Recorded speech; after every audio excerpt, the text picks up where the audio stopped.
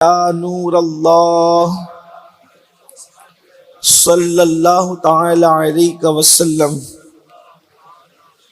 قبر میں لہرائیں گے تا حشر چشمے نور کے، قبر میں لہرائیں گے تا حشر چشمے نور کے، جلوہ فرما ہوگی جب طلعت رسول اللہ کی، اور عرش پر دھومے مچے وہ مومن صالح ملا، عرش پر دھومے مچے وہ مومن صالح ملا، فرش سے ماتم اٹھے وہ طیب و طاہر گیا، اور واسطہ پیارے کا ایسا ہو کہ جو سنی مرے۔ آج میری گفتگو کا عنوان ہے سنی مرے، واسطہ پیارے کا ایسا ہو کہ جو سنی مرے، یوں نہ فرمائے تیرے شاہد کہ وہ فاجر گیا، اور ٹھوکریں کھاتے پھرو گے ان کے در پہ پڑ رہو، ٹھوکریں کھاتے پھرو گے ان کے در پہ پڑ رہو، قافلہ تو اے رضا اول گیا آخر گیا، قافلہ تو اے رضا اول گیا آخر گیا۔ اور مطلب فرماتے ہیں بندہ ملنے کو قریب حضرت قادر گیا، لمعے باطن میں گمنے جلوے ظاہر گیا۔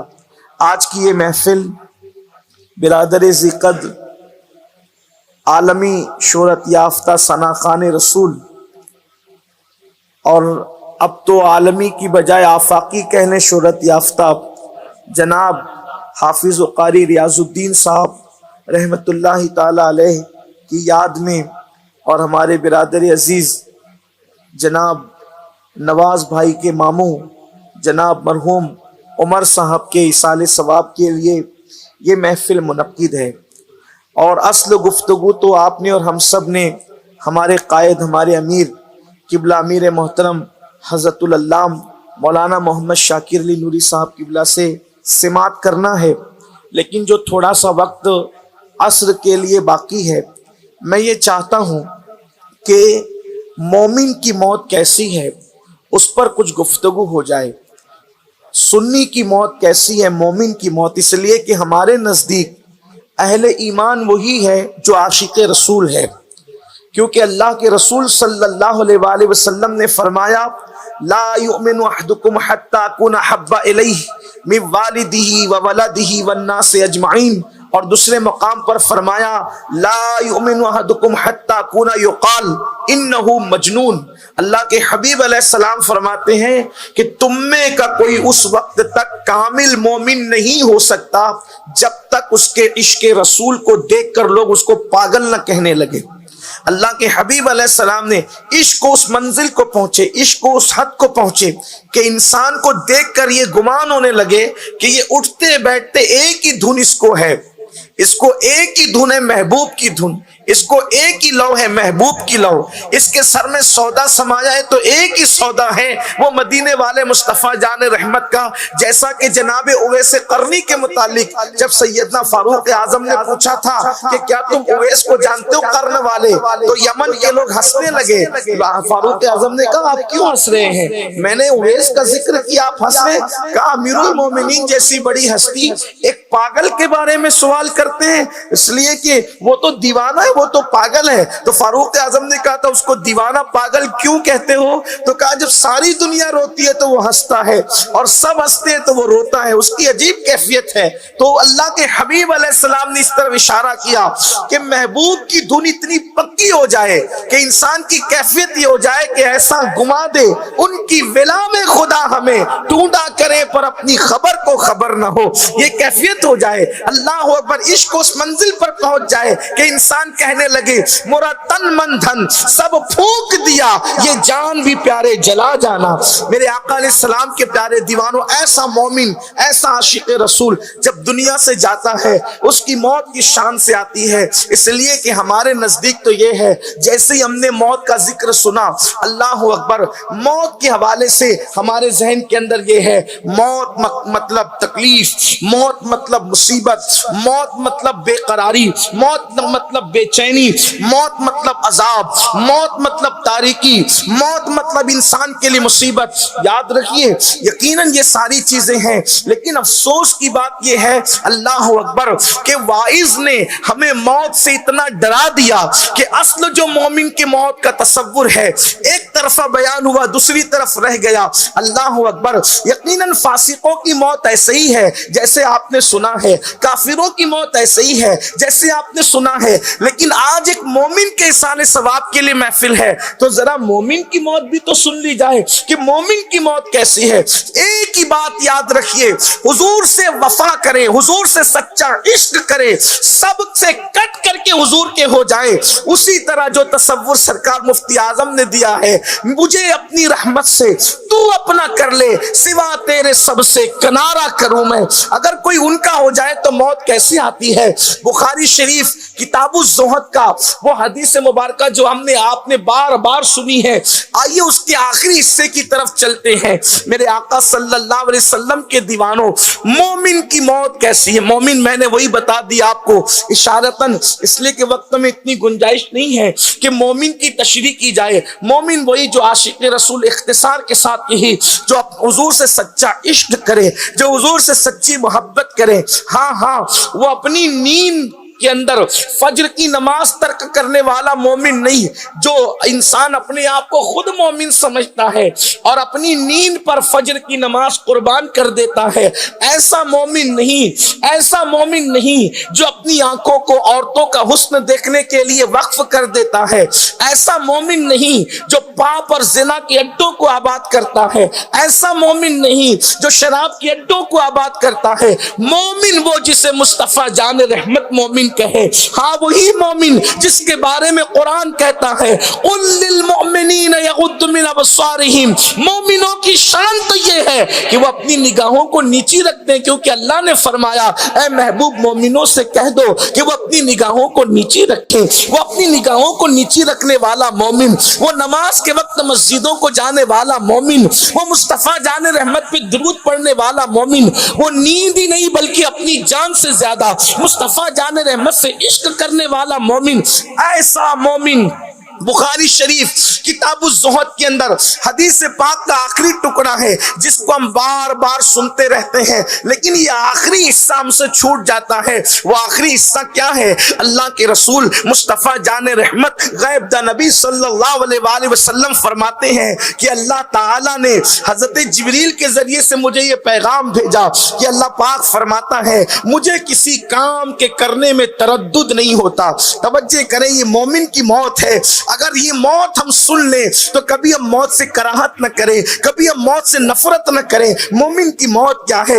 حضرت جبریل نے مصطفیٰ جان رحمت سے آ کر عرض کیا کہ اللہ فرماتا ہے مجھے کسی کام کے کرنے میں تردد نہیں ہوتا. تردد کسے کہتے ہیں؟ یہ ذات باری کے لیے اگرچہ ہم ڈائریکٹ نہیں کہتے لیکن آپ کو سمجھانے کے لیے صرف بتا دوں تردد کس کو کہتے ہیں. تردد کہتے ہیں، یہ اللہ کے لیے نہیں کہہ رہا ہوں، آپ کو سمجھانے کے لیے الگ سے کہہ رہا ہوں. تردد کہتے ہیں کسی کام کے کرنے میں انسان سوچے کہ میں یہ کام کروں کہ نہیں کروں. آپ کہتے ہیں نا یار مجھے تردد ہو رہا ہے کہ میں دبئی سے انڈیا جاؤں کہ نہیں جاؤں، میں محفل میں جاؤں کہ نہیں جاؤں، میں یہ کام کروں کہ نہیں کروں. اس کو کہتے ہیں تردد. اللہ اکبر. یعنی کسی کام کے کرنے پر انسان کے ذہن میں یہ بات آئے کہ یہ کام میں کروں کہ نہیں کروں. یہ ہے تردد کا مطلب. حالانکہ ہم اللہ کے لیے ادب کی وجہ سے اس معنی میں بات نہیں کرتے، لیکن چونکہ حدیث پاک میں آیا ہے ترددی، اللہ پاک فرماتا ہے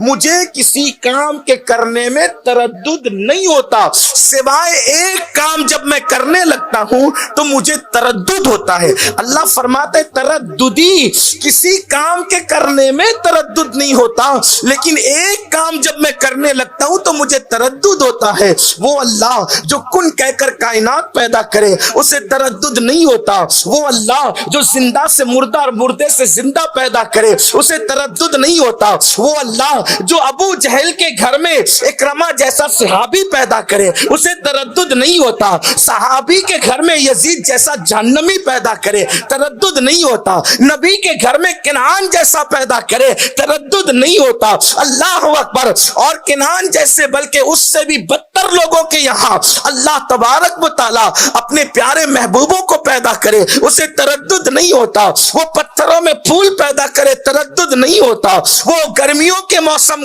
میں جو مشہور ہے بارش برسائے تردد نہیں ہوتا، وہ زمین کو پھاڑ کے اناج نکالے تردد نہیں ہوتا، وہ جو چاہے کرے تردد نہیں ہوتا، لیکن تردد اس کو کب ہوتا ہے؟ اللہ فرماتا ہے حدیث پاک ہے بخاری شریف کی حدیث کہ جب میں کسی مومن کی موت کا فیصلہ کرنے لگتا ہوں، جب میں کسی مومن کو موت دینے لگتا ہوں اس وقت مجھے تردد ہوتا ہے۔ کیوں تردد ہوتا ہے؟ خود فرماتا ہے کہ مجھے تردد اس لیے ہوتا ہے کہ میں تو مومن کی موت کا فیصلہ کروں اور وہ اس کو ناپسند کرے تو مجھے تردد ہوتا ہے، مومن سے پیار اتنا ہے کہ اس کی موت کا فیصلہ کرتے وقت قدرت کو بھی تردد ہوتا ہے۔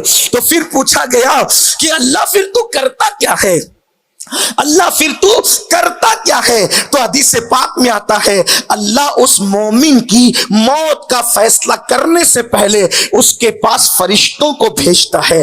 اللہ مومن کی موت کا فیصلہ کرنے سے پہلے وہ مومن جو میں نے بیان کیا، وہ مومن جسے قرآن مومن کہے، وہ مومن جسے حدیث مومن کہے، وہ مومن جسے مصطفیٰ جان رحمت مومن کہے، وہ مومن نہیں جس کو ہم اپنی طبیعت سے مومن کہے۔ تو میرے آقا علیہ السلام فرماتے ہیں جبریل کے ذریعے مجھے کہا گیا، جبریل نے بیان کیا، اللہ فرماتا ہے کہ پھر اس کے پاس فرشتے بھیجے جاتے ہیں، ایک دو فرشتے نہیں بلکہ فرشتوں کی جماعت آتی ہے جس کے مضمون کو قرآن یوں بیان کرتا ہے۔ اب قرآن دیکھو وہ مضمون بیان کر رہا ہے، دونوں مضامین آپ کو یکساں ملیں گے۔ دیکھیں قرآن کہتا ہے ان الذین قالوا ربنا اللہ ثم استقاموا تتنزل علیہم الملائکہ الا تخافوا ولا تحزنوا وابشروا بالجنۃ التي كنتم توعدون۔ اللہ فرماتا ہے میں اس کے پاس فرشتوں کی جماعت بھیجتا ہوں،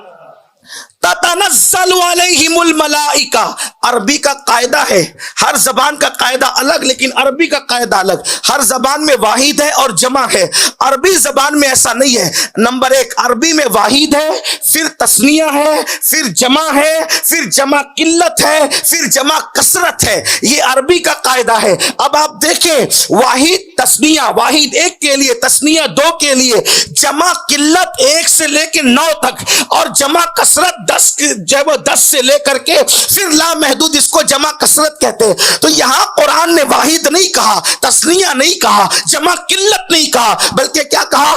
تتنزل علیہم الملائکہ، کہ 1 2 8 9 فرشتے نہیں آتے، یعنی جمع قلت کا بھی سیگا نہیں بلکہ جمع کثرت کا سیگا ہے، یعنی اس مومن کے پاس ہزاروں فرشتوں کی جماعت آ جاتی ہے، مرنے سے پہلے اس کے پاس ہزاروں فرشتوں کی جماعت آتی ہے۔ لوگ کہتے ہیں یہ سب سے بھاگتا کیوں ہے، لوگ سوچتے ہیں یہ ملول ملول کیوں ہے، لوگ سوچتے ہیں یہ سب سے جدا جدا کیوں ہے۔ ارے نادان، اب اس کے سامنے وہ جو فرشتوں کا جلوہ ہے حدیث پاک میں آتا ہے جہاں تک اس کی نظر جاتی ہے وہاں تک اس کو فرشتوں کی قطار نظر آتی ہے۔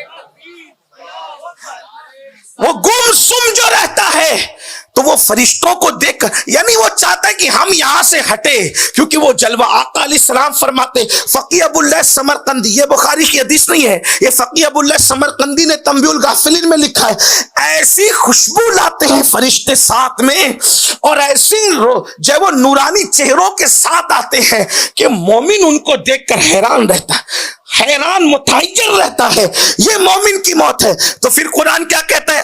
اب قرآن فقیہ ابو اللہ سمرقندی اور بخاری کے مضامین کو ملا کر اس کا اتنے مجموعہ پیش کر رہا ہوں، تو قرآن کیا کہہ رہا ہے؟ فرشتے آ کر اس کو کہتے ہیں اللہ تخافو ولا تحزنو، فرشتے کہتے ہیں گھبرانا مت، خوف مت کھانا، किसको कहते हैं?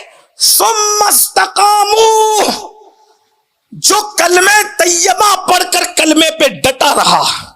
डटा रहा मतलब क्या? उसने ईमान का कभी सौदा नहीं किया, उसने अकीदे का कभी सौदा नहीं किया, उसने इश्क रसूल का सौदा नहीं किया, जबान से झूठ नहीं बोलता था, हराम नहीं खाता था, ग़ीबत चुगलियां नहीं करता था, जो अपने लिए पसंद करता था वही अपने मोमिनों के लिए पसंद करता था। सुम्मा इस्तकामू की तफसीर में बहुत तफसील है, यानी वो दीन पर डट कर अपनी जिंदगी को गुजारता था। तो फरिश्ते उसको आके कहते हैं, अल्लाह तखाफू वला तहजनू व अबशिरू बिल जन्नति लती कुंतुम तुअदून। फरिश्ते कहते घबराना मत, खौफ नहीं करना, वो अबशिरू, और उस जन्नत की बशारत ले ले जिसका तुझसे वादा किया है। यानी जमीन पर उसको बैठे बैठे वो जन्नत के मनाजिर की बशारत दी जाती है। तो वो बंदा फरिश्तों से, ये तो कुरान का मजमून मुकम्मल हुआ यहां। और आगे कुरान भी कहता है नहनु औलियाउकुम फिल हयातिद दुनिया व फिल आखिरा, फिर आगे मज़ामीन आ रहे हैं, लेकिन यहां आयत का मजमून पूरा हुआ कि वअबशिरू बिल जन्नति लती कुंतुम तुअदून। इस दुनिया में बैठे बैठे उस जन्नत की बशारत ले जिसका तुझसे वादा किया गया है। तो अब वो मोमिन खुद कहता है, फरिश्तों ये जो तुम जन्नत की नेमतें गिना रहे हो, दीदार यार की बातें कर रहे हो, यार के दीदार का मामला बयान कर रहे हो, अरे ये मिलेगा कब, ये तो बताओ। तो फरिश्ते कहते हैं, ओ ईमान वाले, जब तक तू मौत की लज्जत नहीं चखेगा उस वक्त तक तुझे ये मकाम नहीं मिलेगा। तो वो मोमिन खुद उस फरिश्तों से कहता है, ओ फरिश्तों देर किस बात की है, जरा जल्दी करो ना, मैं मरना चाहता हूं। तो इधर मोमिन मरने की तैयारी करता है, उसके बाद अल्लाह उसकी मौत का फैसला करता है। पहले मोमिन कहता है कि मुझे चलना है, पहले मोमिन कहता है कि मुझे चलना है, उसके बाद कुदरत उसकी मौत का फैसला करती है। ये होती है मोमिन की मौत। और फिर किस शान की होती है?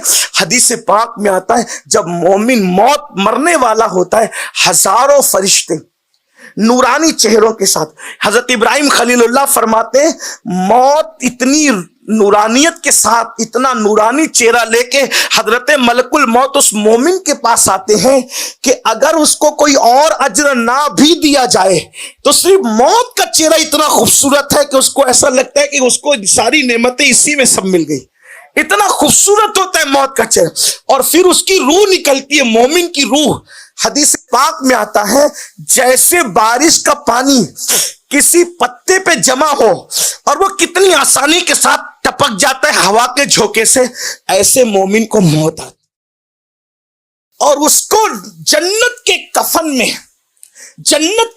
में उसकी रूह को लपेटकर फरिश्ते हजरत मलकुल मौत से लेते हैं और आसमानों की तरफ ये कहते हुए जाते हैं कि मोमिन का जनाजा जा रहा है, मोमिन का जनाजा। और जो मोमिन होता है जब वो मरता है, उसको मौत आती है, तो वो मौत के वक्त मुस्तफा जाने रहमत का दीदार करता है, हुजूर का जलवा देखता है। इसी को मेरे इमाम कहते हैं, जान तो जाते ही जाएगी, कयामत ये है। जान तो जाते ही जाएगी, कयामत ये है। अब यहां मरने पे ठहरा है नजारा तेरा, अब यहां मरने पे। इसीलिए किसी आशिक ने कहा है, मदीने जाने की जितनी खुशी होती है उससे ज्यादा खुशी तो मर जाने की होनी चाहिए। मदीने जाने की जितनी खुशी होती है उससे ज्यादा खुशी तो मर जाने की होनी चाहिए, क्योंकि मदीने जाते हैं तो गुंबदे खजरा नजर आता है और मर जाते हैं तो खजरा वाला नजर आता है। दोनों में फर्क तो है, लेकिन हैरत है, आशिक भी बनते हैं। मदीने जाने की खुशी तो है, मर जाने की खुशी क्यों नहीं होती लोगों को? हालांकि मरने की तमन्ना भी नहीं होनी चाहिए, मरने की दुआ भी नहीं होनी चाहिए, लेकिन मौत को नापसंद भी नहीं करना चाहिए। तो इस तरह से मोमिन मरता है। अब आइए, जब मोमिन मर जाता है, उसकी रूह आसमान, एक लम्हे के लिए भी मलकुल मौत के हवाले रूह नहीं की जाती, बल्कि वो रूह फौरन फरिश्ते लेते हैं और ले करके उसको जाते हैं, ऐसी खुशबू के साथ लेकर के जाते हैं कि मशामे जा मुअत्तर हो जाती है। और फिर उसके बाद जब मोमिन कब्र में जाता है, जब मोमिन कब्र में जाता है, उससे 3 सवाल होते हैं। नंबर 1, मर रब्बुका, ما دینو کا ما کنت تقول بحق حاضر رجل. یہ 3 سوال ہوتے ہیں. اب یہ 3 سوالوں کی حکمت کیا ہے؟ نمبر 1، کیونکہ دنیا میں کافر بھی ہیں، دنیا میں کافر بھی ہیں، تو ان سے پہلے سوال میں ان کو چھانٹ دیا جاتا ہے، مر رب کا، تیرا رب کون ہے؟ تو چونکہ انہوں نے الگ الگ لوگوں کو خدا بنا لیا تھا تو وہ ہاں لا ادری کہتے، جواب نہیں دے پاتے، وہ تو پہلے سوال میں کٹ ہو گئے. پھر چونکہ خدا کو ماننے والوں میں یہودی بھی اور نصرانی بھی ہے تو پھر ان سے پوچھا جاتا ہے ماں دینوں کا، کہ تیرا دین کیا ہے؟ تو پھر وہاں یہود و نصارہ بھی کٹ ہو جاتے ہیں، کیونکہ ان کا مذہب تو یہود و نصارہ تھا. کامیابی کس پہ ملتی ہے؟ اسلام کہنے والے پر. لیکن جو اسلام پہ نہیں ہوتا ہاں لا ادری کہہ کے وہ بھی کٹ ہو جاتا ہے. لیکن اب یہاں پر تیسرا سوال جو ہوتا ہے، ما کنت تقول بحق حاضر رجل. حضور قبر میں تشریف لاتے ہیں. دیکھو کتنی خوبصورت ہے موت. حضور علیہ السلام قبر میں تشریف لاتے ہیں، اور بظاہر یہ امتحان ہے اپنا. امتحان یہ ہے کہ ہمیں قبر 2 گز نظر آتی ہے، اتنی چھوٹی سی. اب عقل والا سوچے کہ اس میں کیا رکھا ہے؟ ارے اس میں کیا رکھا ہے؟ اس میں جنت کے باغوں میں سے باغ ہے. اللہ کے رسول فرماتے ہیں القبر، کہ قبر روضۃ من ریاض الجنہ، کہ مومن کی قبر جنت کے باغوں میں سے ایک باغ ہے. اور وہ اتنی کشادہ ہوتی ہے تا حد نگاہ، جہاں تک مومن کی نظر جاتی ہے وہ تا حد نگاہ کشادہ ہو جاتی ہے، اور وہ جنت کی کھڑکی کھول دی جاتی ہے. تو تیسرا سوال جو ہوتا ہے ان کے بارے میں کیا کہتا؟ ما کنت تقول بحق حاضر رجل. اب یہاں پر اہل علم کے مختلف درجات ہو گئے. کچھ لوگوں نے کہا کہ قبر سے لے کر مدینہ منورہ تک پردے ہٹائے جاتے ہیں اور پوچھا جاتا ہے کہ ان کے بارے میں کیا کہتا تھا. لیکن چونکہ ہم لوگ امام احمد رضا کی فکر کے حامل ہیں، امام احمد رضا اس سے اتفاق نہیں کرتے. جو کہتے ہیں نا پردے اٹھائے جاتے ہیں اور دکھایا جاتا ہے، مومن کی قبر سے حضور کی قبر تک پردے اٹھا کے پوچھے جاتے ہیں، ان کے بارے میں اعلیٰ حضرت کہتے ہیں یہ درست نہیں ہے مکمل. کچھ لوگ کہتے ہیں حضور کی تصویر دکھائی جاتی ہے. میرے امام کہتے ہیں یہ بھی نہیں ہے، کیونکہ ہاذا یہ عربی میں قریب کے لیے ہوتا ہے، اور اگر قبر شریف سے پردے اٹھائے جا رہے ہیں تو پھر ہاذا نہیں ہونا چاہیے، کیا ہونا چاہیے؟ ذالک. یہ تو پہلے دن پڑھایا جاتا ہے نا مدرسوں کے اندر، تو ہاذا نہیں، ہاذا تھوڑی ہوگا. اگر وہ مدینہ منورہ میں قبر انور سے پردے اٹھ رہے تو ہاذا نہیں بلکہ ذالکہ ہونا چاہیے. ان کے بارے میں کیا کہتا تھا؟ لیکن کیا کہا جاتا ہے؟ ہاذا. اور اس کے بعد ہاذا بھی کیا کہا جاتا ہے؟ حاضر رجل کہا جاتا ہے.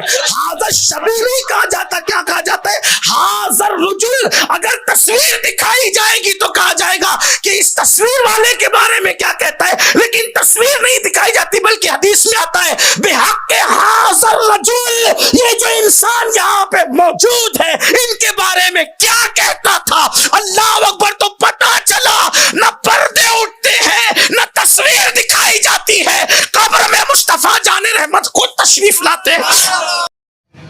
السلام علیکم ورحمۃ اللہ وبرکاتہ. آپ نے سید امین القادری کا بیان سنا ہوگا، کتنے بہترین انداز میں ہم کو بتایا کہ مومن کی روح جب قبض ہوتی ہے، مومن کی جب موت کا وقت قریب آتا ہے تو اس کو کیسا محسوس ہوتا ہے، وہ اس وقت میں کیا تصور کرتا ہے، اور مومن اپنی موت کا فیصلہ خود کرتا ہے. وہ کیسے کرتا ہے آپ حضرات نے یہ سن لیا ہوگا. آپ کو یہ ویڈیو پسند آیا ہو تو اس ویڈیو کو زیادہ سے زیادہ لائک کریں، شیئر کریں، کمنٹ کریں.